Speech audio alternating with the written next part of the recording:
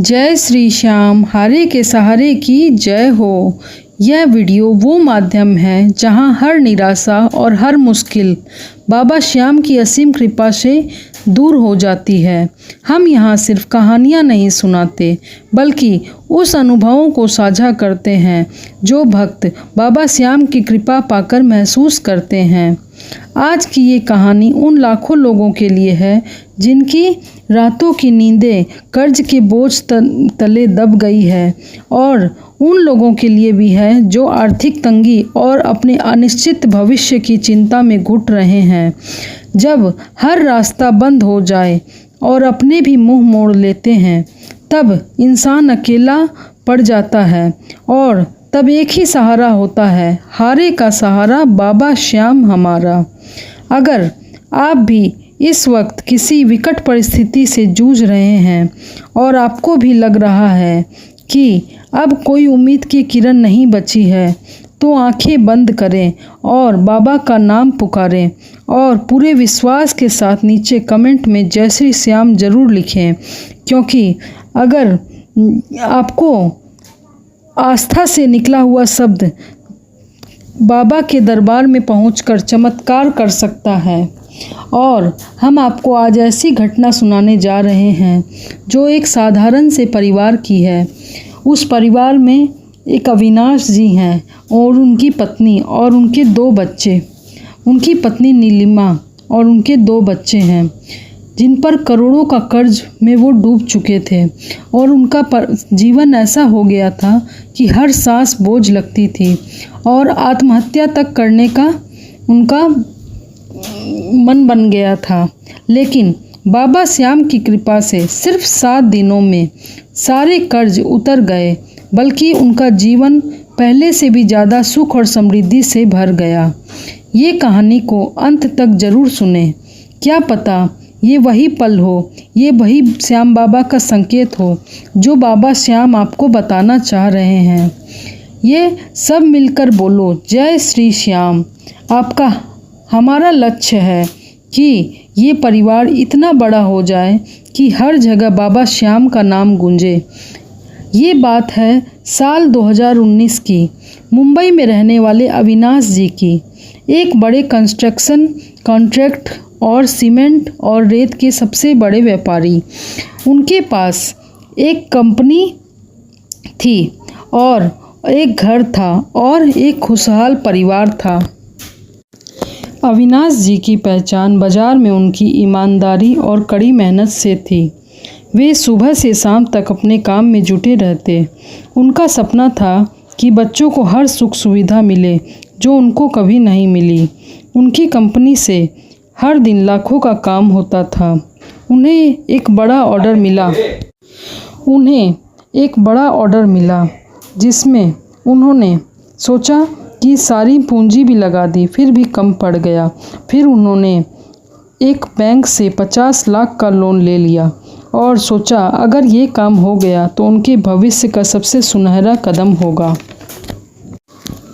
Loan लेने के बाद वो जब काम शुरू कर ही रहे थे, लेकिन किस्मत को कुछ और ही मंजूर था। जिस सरकारी अधिकारी के साथ उनका टेंडर पास हुआ था, वो भ्रष्टाचार के आरोप में पकड़ा गया।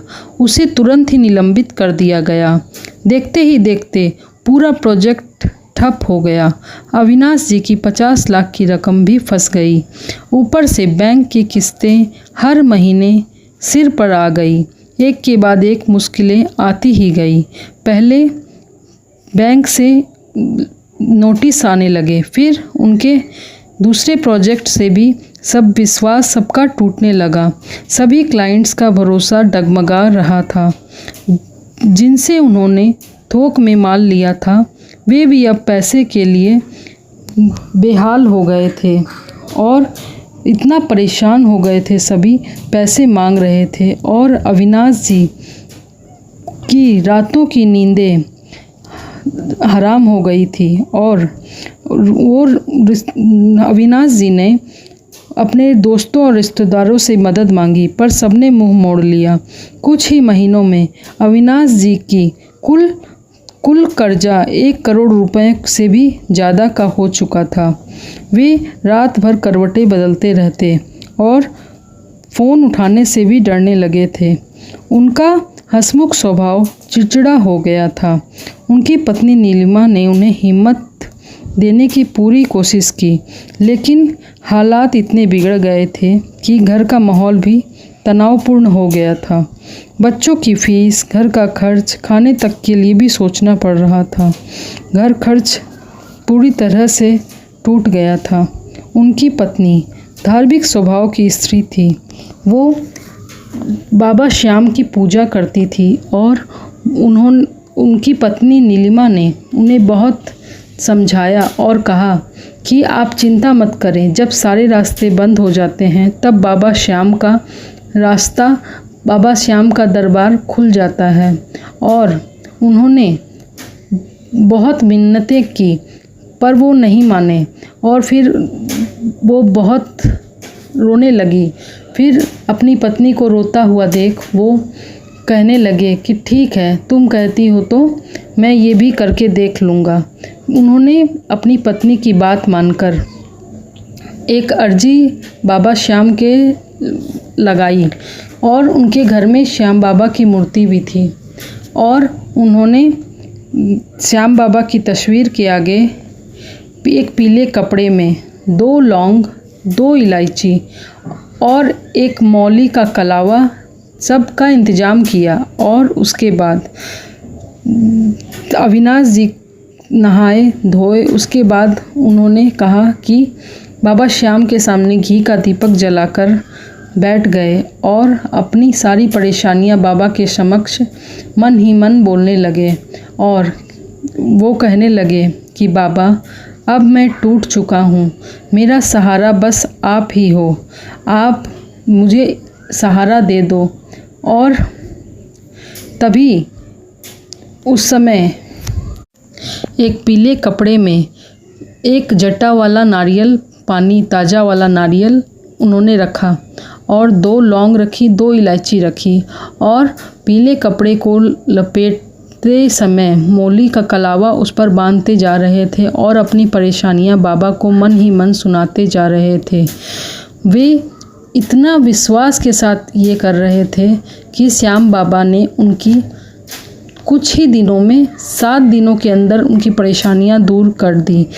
वो ये हुआ कि दूसरे ही दिन कॉल आया। कॉल से वो डरने लगे थे, वो कॉल उठा नहीं रहे थे। फिर भी बहुत बार कॉल आ रहा था तो वो कॉल उठाए। वो कॉल इंटरनेशनल कॉल थी और उनके पुराने दोस्त नीरज की कॉल थी, जो बहुत बड़े व्यापारी थे। उन्हें बहुत बड़ी कंपनी में बड़े पैमाने पर सीमेंट और ये सब जो उनके कंपनी में मिलता था उसकी बहुत ज़रूरत थी, रेत वगैरह की उनको बहुत बड़ी अमाउंट में ज़रूरत थी।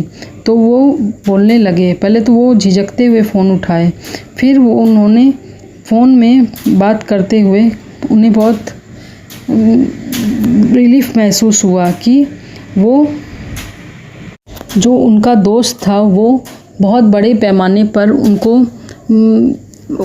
उनसे माल मांग रहा था और एडवांस में उनके दोस्त ने कहा कि मैं 70 लाख रुपए तुम्हारे अकाउंट में ट्रांसफ़र कर रहा हूँ। ये बाबा की कृपा का पहला असर था, जो उनकी खुशियों के आंसू आ गए उनके आँखों में। और दूसरे दिन एक सरकारी अधिकारी उनके घर पर आया। उसके हाथ में एक कागज़ था, एक लिफाफ था। वो डर गए कि कहीं ये फिर से कोई नोटिस तो नहीं आ गया। फिर उन्होंने खोलकर देखा तो सरकार ने बड़े पैमाने पर जिनका भी नुकसान हुआ था उनका मुआवजा देने का फ़ैसला कर लिया और 50 लाख की वो रकम उनको देने का फ़ैसला सुनकर वो घुटने के बल बैठ गए और रोने लगे कि ये क्या, मैंने तो कभी बाबा श्याम की पूजा नहीं की, फिर भी एक बार ही मैंने बाबा से कुछ मांगा था और बाबा ने इतनी जल्दी सब कुछ मुझे दे दिया। और अब सारे पुराने व्यापारी सभी अविनाश जी के विश्वास और विश्वास और कड़ी मेहनत को ध्यान में रखते हुए सभी उनके साथ फिर से व्यापार करने लगे और सभी के जीवन में खुशियां लौट आई। और जल्दी ही, बहुत जल्दी अविनाश जी ने अपने सारे कर्जों को चुका दिया और फिर बाबा श्याम को धन्यवाद दिया और अपनी पत्नी को गले से लगा लिया। ये कहानी सिर्फ अविनाश जी की नहीं है, ये कहानी हर उस इंसान की है जो कर्ज के बोझ तले दब जाता है और उसे कोई रास्ता नहीं दिखता।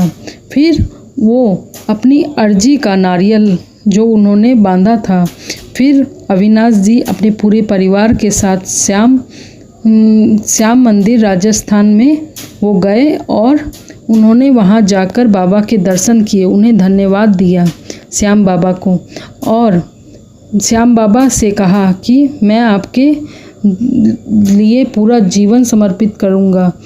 और वो हर महीने की 11 को खाटू धाम जाने लगे। इस कहानी से हमें ये प्रेरणा मिलती है कि बाबा श्याम पर भरोसा करने वालों की कभी हार नहीं होती और जो भी हार जाता है वो श्याम बाबा पर अगर भरोसा कर ले और उन पर अपना सब कुछ समर्पित कर दे तो श्याम बाबा उसकी लाज ज़रूर रखते हैं। आज नहीं तो कल श्याम बाबा उसे ज़रूर संभालते हैं। हाँ, कुछ देरी हो सकती है, कुछ अगर उसके पहले के प्रारब्ध अगर होंगे तो उसमें कुछ देर भले लग सकती है, पर कहते हैं ना कि बाबा के घर देर है अंधेर नहीं। श्याम बाबा की कृपा से सभी काम संपन्न हो जाते हैं और सभी कोई को एक न एक बार ज़रूर खाटू धाम ज़रूर जाना चाहिए जो भी हार चुका है, क्योंकि बाबा कभी खाली हाथ नहीं लौटाते हैं। और श्याम बाबा परीक्षा लेते हैं, ज़रूर लेते हैं, लेकिन उसके बाद जब देते हैं तो वो इतना देते हैं कि कोई संभाल भी नहीं पाता। इसकी ऐसी बहुत सारी कहानियाँ हैं और ये कहानी यहीं पर समाप्त होती है। और आगे प्लीज़ इस चैनल को सब्सक्राइब करें, लाइक करें और शेयर करें ताकि हम और भी कहानियाँ और भी श्याम बाबा के चमत्कार आपके लिए लाते रहें। जय श्री श्याम।